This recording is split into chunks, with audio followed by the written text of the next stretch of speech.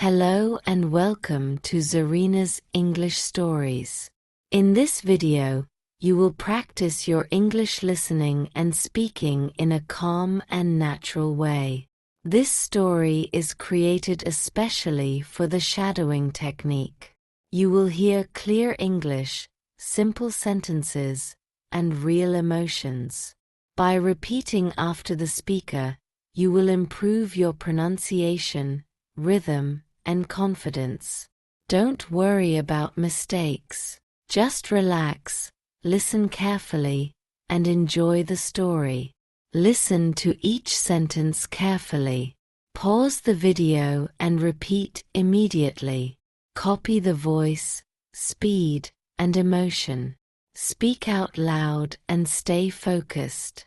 Now let me tell you today's story.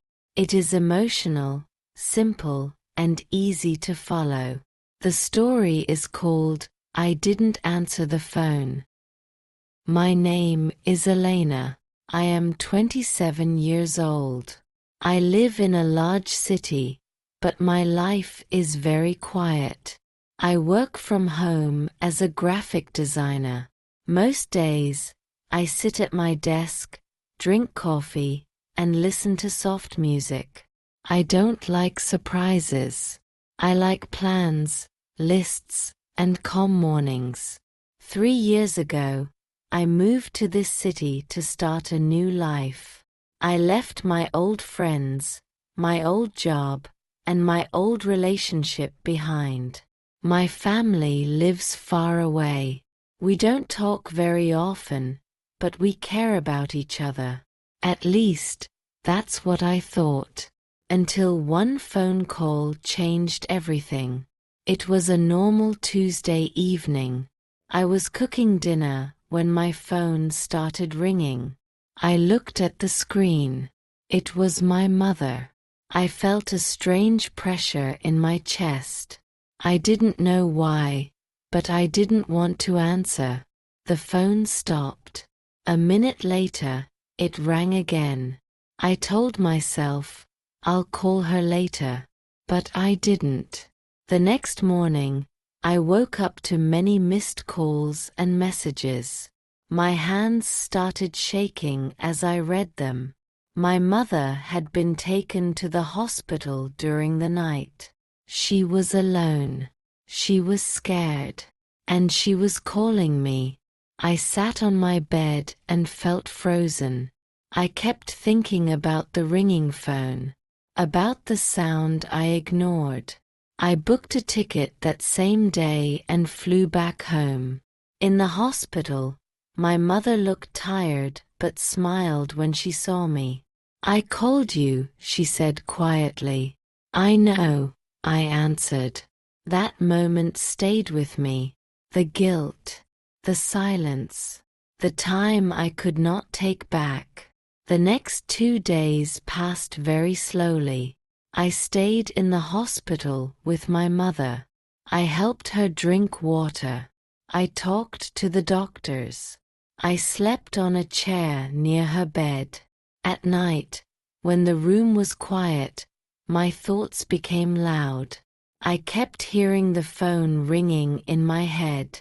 My mother told me she was afraid that night. She said the pain was strong, and she did not know what was happening. She tried to stay calm, but she felt alone. I called you because I needed your voice, she said. Those words hurt more than anything. I realized something important. I was so busy protecting my calm life that I forgot about connection. I thought distance meant peace. But distance also means silence. On the 3rd day, the doctor said my mother was out of danger. I felt relief, but also responsibility. That evening, I walked alone in the old neighborhood. Everything looked familiar and strange at the same time. I understood that running away does not solve old fears.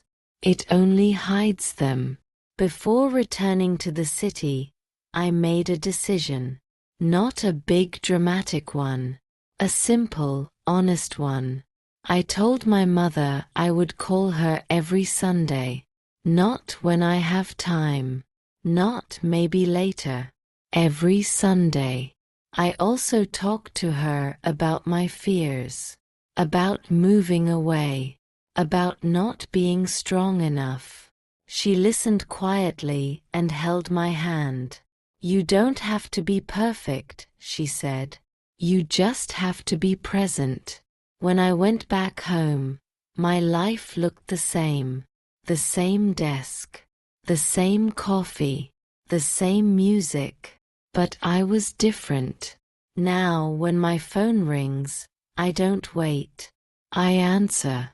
Sometimes one missed call can teach us a big lesson. We cannot choose the perfect moment to care. We can only choose to respond. If someone important calls you today, answer. Your voice may be exactly what they need.